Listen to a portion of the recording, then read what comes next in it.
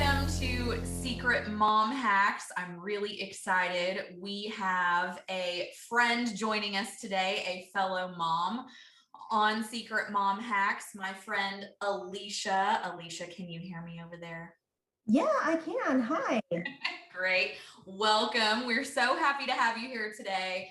You know, the vision behind Secret Mom Hacks is to pull back the curtain, talk about real life, talk about the things nobody tells us about becoming moms, things that surprised us, share some tips and tricks, and ultimately just rally together around this journey that we're all on, knowing that it's hard, but knowing that it's rewarding and fun, and that ultimately we can all be here for each other and get through it well with our super mom capes on. So to get started quickly, I just want to tell our listeners kind of a little bit how we know each other. So we've known each other for a long time because we went to school together. And so we're from the same area. We were on speech team together. So we're former speechies, which I don't know about you. I feel like it has served us both well in our. I think it has. Yeah, agreed.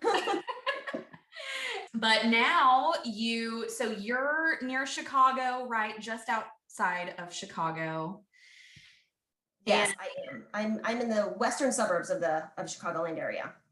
Okay, great. And so you're just outside of Chicago and you are now a mom of two. Who would have thought back in our speech team days, like here we'd be over a decade later and have the most precious little ones in our life. And so you have two kiddos, you have a boy and a girl. I think your boy just started high school. He did, which it hurts my soul actually a little bit that he's in high school now. But yes, so he just started his freshman year, and then my youngest, my daughter, she just started her kindergarten year this year. So both big milestone years in their schooling. Yes, major milestones. How did you cope? Well, I was fine for the most part. So I did okay with her going to her first day of kindergarten. I was a little sad because I've always had her home. Even though I work full time, she's always had a nanny. So I've always had access to her to go and have lunch throughout the day and kind of been close to her and been able to see her whenever I want. So the very first day that she was in kindergarten, I went downstairs while I was working and she wasn't there. And I was really sad at that point in time. But my husband was devastated. He cried so much. It was pretty hilarious. Yeah. Oh, well, I am just these moments. Mine is in daycare right now with me working from home. But I know like a lot of this one-on-one attention that she's getting at school, I'm like, oh my gosh, before we know it, she's going to be in kindergarten and potentially on a bus. And like, I don't know, it's a lot to think about and a lot to ponder. Right. Yeah, it's true. It's true. Like I said, I have a high schooler, and that has been so much for me this year. I think it was harder on me for him to go to high school than it was for my youngest to go to kindergarten. Yeah. Yeah. Oh my gosh. Yeah. Because too, before you know it, they're going to be getting that driver's permit, and then they're going to be walking that graduation line. And it's like, oh my gosh, where did they go? Where did those little infants go? Right. Truly trying to cherish every little moment. Birth stories. I know we haven't really had a chance to talk about this together, but for me, I was terrified for the longest time about having kids. And so one of the episodes here, actually I believe it's the first two episodes with my podcast are talking about my birth story. So I will not get into that here. Listeners can always go back and listen to episodes 1 and 2 for that. But tell us whatever you feel comfortable with sharing about your birth plans, birth stories with your kiddos. I know our listeners would love to hear. Yeah, so I was so fortunate that I had easy pregnancies with both my children. So they were a walk in the park. I really didn't have extensive morning sickness, but I was like you, first time around, I was terrified of having a baby. Like the whole birthing process was absolutely terrifying to me. And I did not have the greatest births with either one of them. So my first one at like 36 weeks, I had my 36-week ultrasound and was going to the doctor's office, and they were like, oh, you need to go to the hospital right now. I'm like, okay, what? which is terrifying. They didn't really give me any reasoning why or what was going on. They just were like, we're calling it an order, go to the hospital right now. And apparently they thought that I wasn't, that the baby, basically my oldest wasn't getting enough oxygen from my placenta, and that they might need to do an emergency C-section. Again, didn't know all of this right away. So I went to the hospital, they did some additional testing, and then they're like, okay, we're admitting you now. So at 36 weeks, I was not really prepared to be in the hospital. And so I ended up going into being admitted. They induced with my oldest, and then I had a failed induction because I was only 36 weeks. What they don't tell you, I think, in advance is that if you're induced and you haven't started dilating, the percentages that you're going to end up with a C-section go up drastically than what they do if you've already started like the dilation process. And I had not dilated at all. So went through the induction process, was in like 20 hours of labor, and then finally his heart rate dropped, and then I had to have an emergency C-section with him. And so that was, my biggest fear was having a C-section, which after the fact, I was just like, that wasn't as bad as I thought it was going to be. Obviously, it's painful. It's major abdominal surgery, but they kind of make you terrified that this is going to be something that could happen to you. It was obviously very like traumatizing at the time, but afterwards, in hindsight, it wasn't as awful as what I thought it was going to be. Just the whole, rigmarole of being processed through the hallways and being like, okay, we got to get this baby out now. That part of it was pretty upsetting. And then when he was born, they took him straight to the NICU. And fortunately, we didn't have any kind of major problems. He was underweight. He had some minor issues with regulating his temperature, but I like 12 hours after he was born.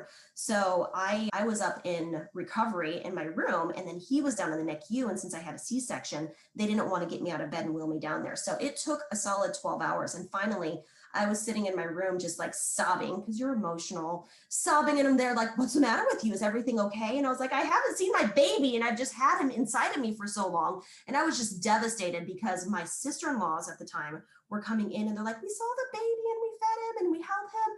And I was like, you saw my baby and held him before I saw my baby and held him?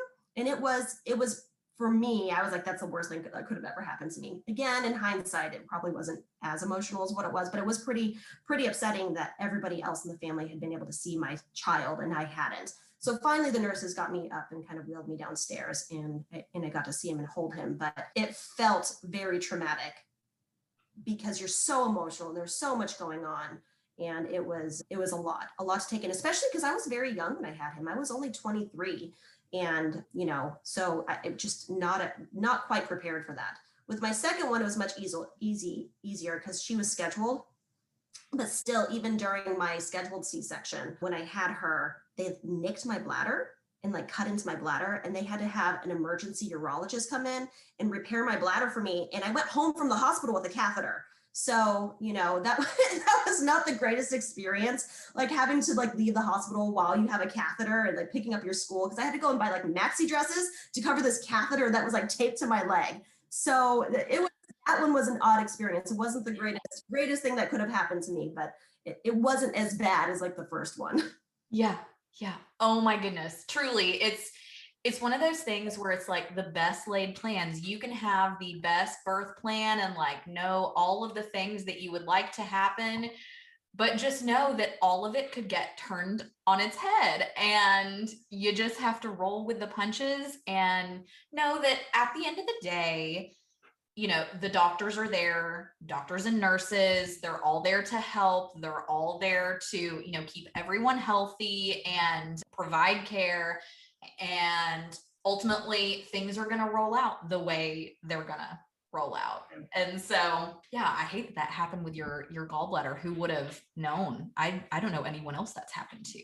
Yeah, well, it was my like bladder, but yes, I didn't know that was even a thing. Apparently it happens on occasion because of adhesions or something. I don't know. But because I had to have a urologist come in and repair my bladder right after my C-section, I really didn't get to see my daughter for a bit either, because they had to do surgery, which it was pretty comical because they're wheeling me out into like post-op recovery, and my husband is sitting, I don't know what these nurses were thinking, but my husband was sitting, and it's kind of, our hospital had like these like little recovery stations where they're just separated by a curtain.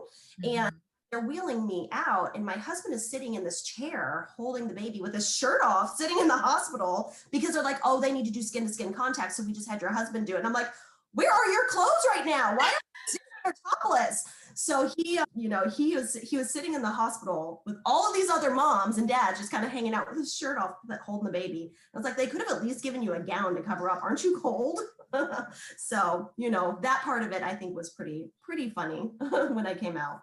Yes. So, well, thank you for sharing your birth stories. Again, they're all everyone is going to have a different story. And again, one going in expecting everything to happen a certain way.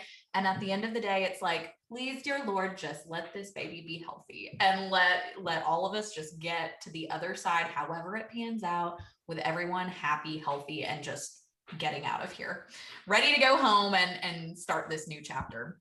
So what is something no one told you about becoming a mom, Alicia? I didn't experience this with my first. I saw him and it was like an instant like love connection. I bonded with him instantly. But one thing I just didn't expect with my second one is I didn't bond with her right away. Nobody told me that that's something that could happen. And I felt like I was such a failure at the beginning because I had this baby and I was like, oh my gosh, this baby, I don't even like it. I felt like she was a little bit of a stranger. And so in talking with other moms, some of them sometimes feel that too, but I kind of suffered in silence about it for like a solid week before I really started kind of bonding with her. And you don't always like hold your baby and instantly feel this love connection. I did with my son, but with my daughter, I was just like, well, here's this baby that I'm taking care of now. And I felt very overwhelmed. And, one of my friends was like, well, maybe you had a smidge of postpartum depression. And I didn't feel depressed or anything. I just didn't feel like that instant connection or bond that you normally feel as a mom.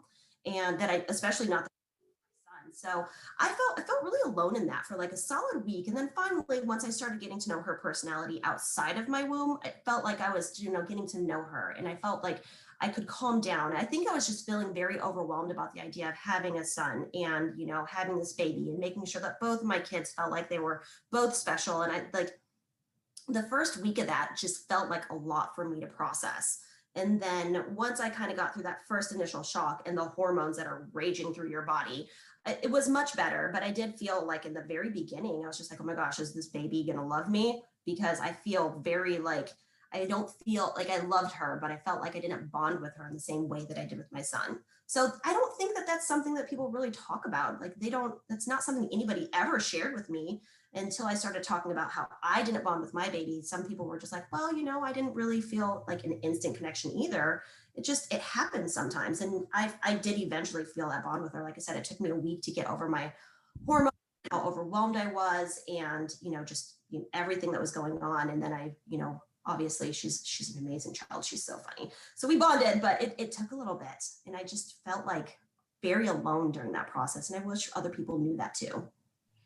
Absolutely. I love that. And it can be, and when I say I love that, I mean just the importance of like allowing yourself to open up about it and like talk with people about it and think through, why am I feeling this way? Because I know it's so easy to sometimes just kind of be off on that island a little bit thinking, what in the world is going on? And so many magical things can happen when moms open up to each other, because I think we tend to just all feel like we're going through certain things alone. So again, another reason why I felt it was so important to get this podcast up and running, because I think there's a lot moms can learn from each other, and because there's certain things you want to talk about that it's like, well, I don't necessarily feel comfortable putting this out on Facebook, Mm-hmm. so, or just like out to the world on Facebook. So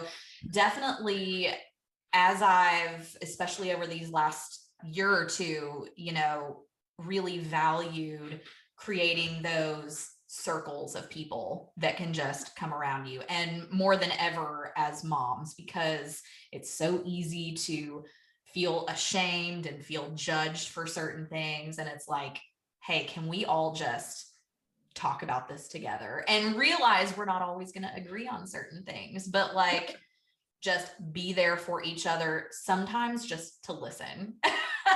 And I think it's important. It's important to develop that. I mean, I felt like I was a little bit on an island and I didn't want to talk to anybody about it. I felt embarrassed about it. But, looking back, if I would have had the courage to talk to somebody about it, I probably would have felt a lot, but I didn't feel at that point, I just felt embarrassed and ashamed, kind of like, oh my gosh, I'm not bonding with this baby. I don't feel like she knows me, and I don't feel like I know her. And it just felt very off. And like I said, after a week of like having her, to hold her and kind of get used to her as an individual outside of me, it was much easier. But I felt really embarrassed and sad that this was what was happening to me. And I think it's something we should talk about. We should talk about our failures too that we have in life, because other people probably have been doing it too. Other people have probably been falling short in the same areas, and we're just all moms that should support each other. Absolutely. We're all human, and there is no instruction guide to any of this. We're all figuring it out as we go along day by day. Well, so thank you for sharing that and for being vulnerable. What is a piece of baby gear or kid gear that has been a lifesaver with your two kiddos? So I didn't have this with Corbin when he was little, but with Rhea, this is going to sound ridiculous, but there are these like little plates that kind of stick to the table, because with my oldest, he would throw his food off the table. He would knock his bowls over. And it seems ridiculous that this was such a lifesaver for me. But we eat out, before COVID, we would eat out in restaurants quite a bit with our kids. We always take them everywhere we go. And if we're going to a nice place, then our kids go too. So we take our kids with us out into restaurants and even at home. And these little like mats that you can just toss in your diaper bag that stick to the table, so that eat and knock things off, were just such a lifesaver with my second one. And I didn't have these with my son, I was thinking about all the stuff that he threw on the floor and knocked bowls that he had on the floor whenever we were out and even at home. And it was just always kind of just frustrating at a restaurant, especially because you don't want to be that mom with the kid who's like, yelling or making messes, and the servers have to clean up the floors and stuff like that. And it was fantastic. They were, what is the name of those plates? Now that I'm on here, I just can't even remember what it is, but basically just like suctions to the table. Sure. They were fantastic. I loved them so much. I have seen those. I don't think we have ever used those, but I know what you're talking about, and I have seen them. So good to know. That was a helpful piece of gear. What is something that you thought was going to be super helpful and you got it either, maybe through a shower or just through like, maybe you read about it somewhere and then you got it and you're like, this was not worth it. This does not live up to the hype. Do you have anything like that? Yes, the Mama-Roo like rocking swinger thing, the one that like just kind of would have all these different settings. I was adamant that I wanted this item. So with Corbin, he had a swing and he liked it, but it was just a standard swing. And the cheap ones that you can get basically anywhere. And I was adamant that I was going to have this Mama-Roo rocking swinger. I know what you're talking about, because doesn't it have a couple of different settings? Because it can do the S movement, or like, I don't know, there's a handful of different ways that it can rock the baby. Yes. Yeah. So it was this Mama-Roo like rocking like bouncer thing, and it was expensive and like the new hip technology, and I just thought I was going to love it because my son loved to swing, and we wanted nothing to do with that. My daughter had no interest in being in that. She didn't want to be in it. And then actually, after talking to a couple people, they're like, yeah, we spent all this money on this thing and never used it. So it was a more expensive like baby item, and it just was not something that got used. We ended up just getting like an old fashioned swing. It worked better. So, that was all the rage when I first had my daughter, was that Mama-Roo. And then I got it and I was like, well, don't need this anymore. That was a very expensive waste of money. Yeah. I remember seeing, I never had one, but I remember reading reviews, and I kind of felt like people either loved them or they really did not like them. There wasn't much of an in between. And yeah, for us, because I kind of had that on my wish list for a little while. And then I was like, oh, but it's so much money. And I ended up doing, I think it was a Rock and Play or something like that for ours. But then you look at these, you see these recalls, like there are lots of swings and the swings and bouncers and things that have had product recalls on them. And so I think for the specific model we'd gotten, it had not had one issued, but just a side note to just the importance of researching, reviewing the consumer reports, all of that stuff, just to make sure that, you know, everything has been deemed safe, because that is terrifying. But yeah, we had the Rock and Play too, and it was right around the time that right after we got it, and my daughter loved it. It was going through that recall phase too, and I was like, oh well. And at that point, she was kind of getting too big for it anyway, and so she would use it as like a seat. She wanted to sit in it. I'm like, this, if you shouldn't be up here, but you know, she was starting to outgrow it anyway by the time they recalled it, but she loved that when we first got it too. So kind of switching gears from baby gear to maybe some mental health or mom organization tips, tricks, ideas. How do you keep it all together, Alicia, as a mom, as a working mom of two, and with, you know, some two very different aged kids, one in just starting high school, one just starting kindergarten. How do you keep everything together? People really keep it together? I mean, I keep it together as much as I can, obviously, but I mean, I don't know that I have. I do as best as I can, and that's that. I mean, we're at the point now where we have lots of schedules of sports and things outside of school and all of that. And you know, you can just do what you can do. That's really what it comes to. I do try to make sure that I'm keeping track of agendas, and I also try to make sure that, you know, I get to this point where sometimes I'm very overwhelmed with work, and I have a lot of work, and I'm trying to like balance being a mom and working. So I'll try to log off at a certain hour and make sure that I'm spending time and being present with my kids. And then after they go to bed, I log back on. But, you know, that's not really healthy either. So you just have to realize that sometimes some of the things that you can't get to today, they're still going to be there tomorrow, and then you can eventually get to them. And sometimes there's just not dishes that are always done, and the floor's not swept, and the house is dirty, and that's still going to be there tomorrow. So you may have to look at it, but you know, just prioritizing what's going to be important and spending time with your kids is what's important, and leaving the rest of the wayside. And that's something that I have to tell myself a lot, because it feels overwhelming, but at the end of the day, it's not as important as being able to do the things that you need to do with your kids and prioritizing them over everything else. I'm also very fortunate that I know that had just complained about my busy work schedule, but if I need to do something with my kids working from home, I can be a little bit flexible with that. So if I have to run to the doctor during the day, I just kind of toss it on my calendar and take a little bit of time and go and do that and flex around my schedule a little bit if needed. So, but really at the end of the day, you know, you just have to realize what's important and what's not, and try to do the things that you have to do that day and put everything else off until tomorrow, or when you have a free minute to catch up. Yes, because all of the tasks are always going to be there. So true. So true. Cooking dinner is always there. Cleaning the house is always there. It never goes away. So yep. It's just wrangling it all. It's herding the cats, right? As best as we can. Well, okay, side question. I know this was not in here, but initially with what I sent you, but hopefully this isn't too far out there. Do you have a guilty pleasure or something that you really enjoy taking time for yourself to feed your soul? And, you know, because they say if you aren't taking care of yourself, it's really hard to take care of the people around you and the people you love. So is there anything special you like to do or you like to make time for to make sure you yourself are getting what you need?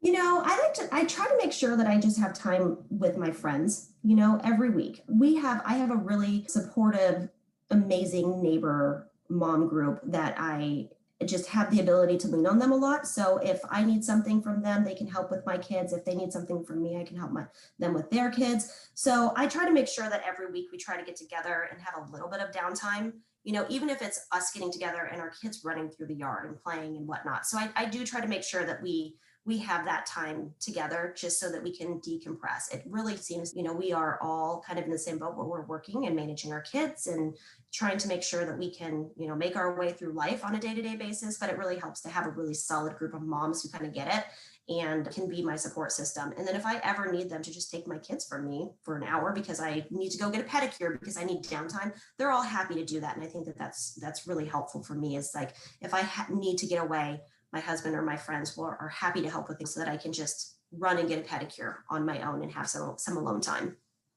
that support group. So, so important, truly core to helping us keep our heads on straight, right?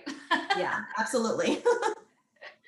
So, what is a tip or trick or piece of advice that you would share with another mama right now? That it doesn't matter how hard you try to be perfect, you're never going to be perfect.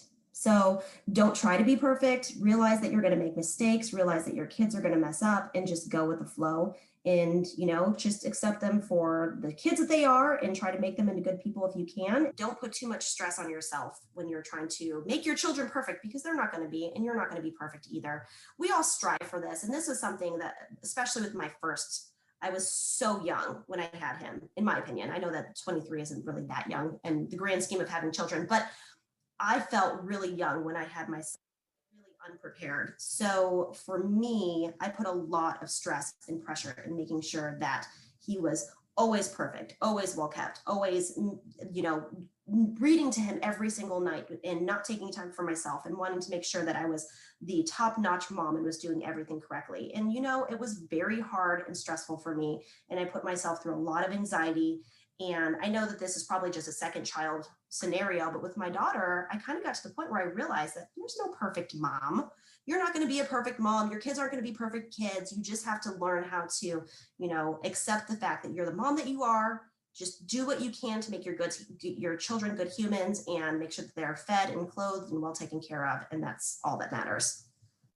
Do what you can to make sure your children are good humans. At the end of the day, if that is all we do, I really think that is enough for a super mom cape and a gold star.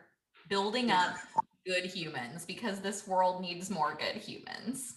Yeah, for sure it does. For sure it does. And I hope that my children turn into good humans. I mean, they're good children, so hopefully they'll be good adults someday too.